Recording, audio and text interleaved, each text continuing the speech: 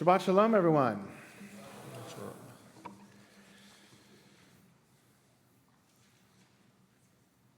Given the fact that it is 2 weeks away from Rosh Hashanah, as you can well imagine, my mind is sort of in that framework. And I was looking actually recently, I was going through some of my kids' books that are in my office, and one of my favorite kids' books for this time of year is called The Hardest Word, right? And it's about this big bird called the tzitz, right? The tzitz, same word as tzitzit, by the way. And he needs to figure out what the hardest word is, and ultimately it comes to, at the end of the story, not to, spoiler alert, the hardest word is sorry, right? The hardest word is sorry, and it's a great children's book for this time of year. So I'm going to ask the question a little differently. Not what the hardest word is, you think, but what's the most powerful word? What is the most powerful word that you can think of? Bernie. Thank you. Good. What else? Love. Thank you. Thank you was the first one. Love is the second one. What else? Forgive. Forgive. Yes. Maybe sometimes no. Right? Well, it's not a word. I hear you. I hear you. About the word Shema. I hear you. I like that. So let's open up our Torah reading today to page 1146. And I'm going to make an argument today for what I believe is the most powerful word. We actually have, in this section of our Torah, a set of curses, right? If the children of Israel don't do certain things or actually do certain things they're not supposed to do, then there are going to be negative consequences to that, right? And we see in verse 11, Moses charged the people, saying, after you have crossed the Jordan, certain tribes are going to stand on one side on Mount Gerizim, and certain tribes are going to stand on the other side. And then we look down to verse 14, the Levites shall then proclaim in a loud voice to all the people of Israel, cursed be anyone who makes a sculptured or molten image, abhorred by the Lord, a craftsman's handiwork, and sets it up in secret. And all the people shall respond, Amen. Cursed be he who insults his father and mother, and all the people shall respond. See where I'm going with this, right? I want to talk a little bit today, not about the curses themselves and the blessings, because they're both here, and I've spoken about those before, but I actually want to speak about the word Amen. What does Amen mean, right? It's something that we say all the time. We say it as part of our blessings, right? We say it in a lot of different contexts, even in non-religious contexts, right? We hear people saying amen, right? What do you think the word amen means or signifies? Marge? So in Hebrew school, Marge learned, so may it be your will. It's not a bad translation of it or not a bad understanding of it. Andrew? I agree. In today's colloquial terms, like if I'm here on my dinner table and one of my children says something very thoughtful, my other daughter will say, same. Same, right? Ditto. Right? In the old worlds when we had dittos, those types of machines, ditto. Okay? Yes. Yeah. It's actually, the rabbis have interpreted that it's an acronym for El Melech Ne'eman. Correct. The God and the God and the King.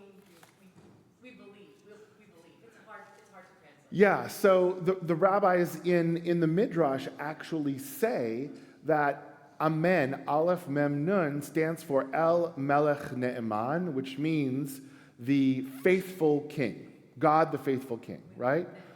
So it connects us, it brings sort of God into that moment.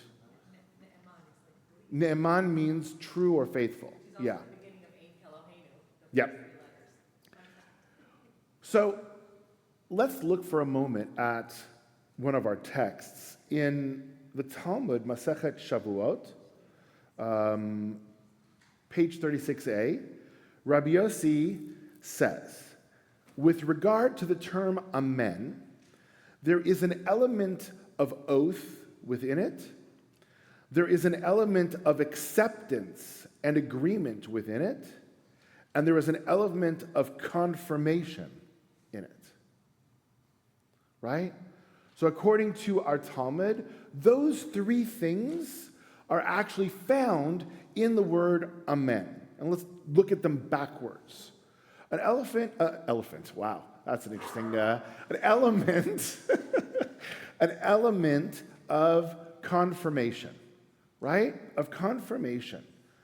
That I am confirming that what that person says is true, right? I'm saying, yeah, me too, I agree. Like, although agreement is a little bit different, but I'm sort of putting my stamp on it. Acceptance is accepting the truth of it. And what about oath? What do you think our rabbis mean by saying there's an element of oath within the word amen? Michal? Commitment. I like that, right? It's not enough, right? The idea is when we say amen, it's not enough just that we're saying it, but there's something behind it. There's that commitment, there's that promise of whatever it is that's being said is going to somehow come into fruition, right? Deb? My first thought when you asked what amen meant, it almost my brain went to taking a stand, like you're standing with whatever that statement was. I like that. And so your voice speaking up. You're standing, you're confirming, you're standing up for whatever it is that statement may be.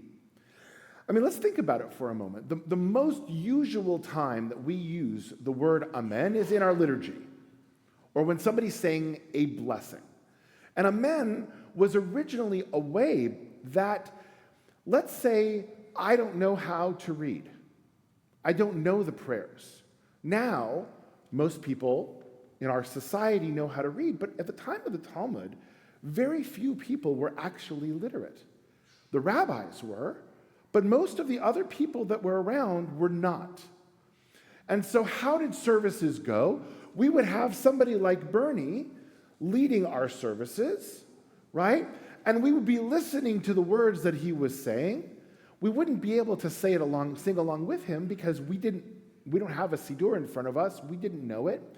But when Bernie says a blessing, we can say amen, and it's as if we said it. It's as if we said the blessing ourselves. This is especially true, by the way, on the High Holy Days, when the liturgy is very complex and very, very elaborate, and most people don't really know it. The easiest way to engage is to say amen. We're going to get back to that at the end. But that's sort of the most fundamental way that the word amen has come into our ritual, into our Jewish life and practice. It's by hearing a blessing and saying amen. And it can be anything. You can be walking down the street, right? Doesn't happen so much here in Carmel Valley. Sometimes in Israel it does. You hear somebody say a blessing, even if you weren't part of that, you heard the blessing, you can say amen, right? It's a way to sort of confirm that and be part of that blessing. So that's number one. Number two, the way amen is looked at, actually, is it's very close, it's off by one letter, our rabbis say, to the word emet, right? Emet means truth. And there's a wonderful midrash about emet and about the word sheker, which means a lie, right? If you look at the words or the letters in the word sheker, shin, kuf, resh, you'll notice they're all standing on one little leg, right? The bottom is sort of one point.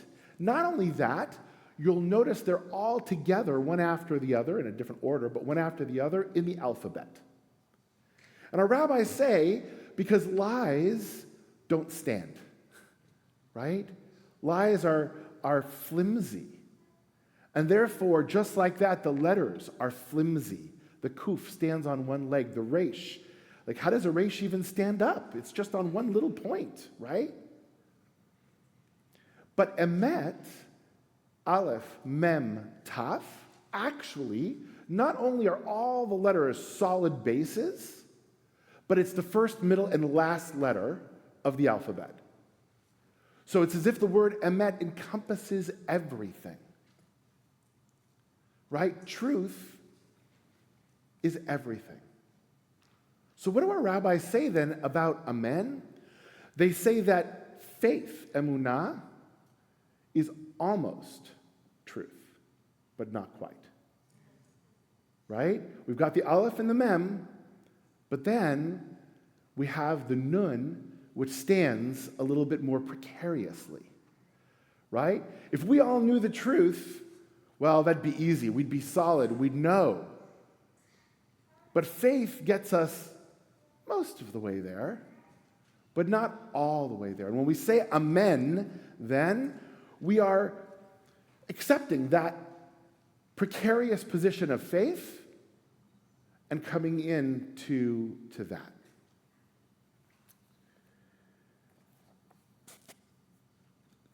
But the final piece that I want to say is amen allows us to participate, right? Amen allows us to be part of something, even if we ourselves weren't the instigator of that. Even if we weren't the one that thought of that, we can say, wow, that's an amazing idea. That's an amazing thing. I want to be part of that. And it's a way to join in with others. It's very powerful. And Dr. Samuel Lebens, who is a chair for the Association of Philosophy of Judaism in the University of London, wrote an article called The Power of Amen on Yom Kippur. And as we're heading into the High Holidays, I want to leave us with this. He says, the vast majority of Jews will be marking Yom Kippur in one way or another. And for many of us, the experience of staring blankly upon the prayer book written in an ancient and unfamiliar language is daunting. But if you can say nothing else, you can still say amen. You can know that in doing so, you have really said it all. You have committed yourself with that one word to becoming a better Jew. You have accepted upon yourself the consequences of your identity. And you have expressed the prayer that you will live up to your potential and receive the abundant blessings in return. What an amazingly powerful word amen is. So, it is my hope and my prayer as we approach this high holiday season that it be a time of reflection and introspection, that it be a time of growth and healing, and that it be a time of joining together in this crazy, crazy period in our world that we all need each other. And let's say, Amen. Shabbat Shalom.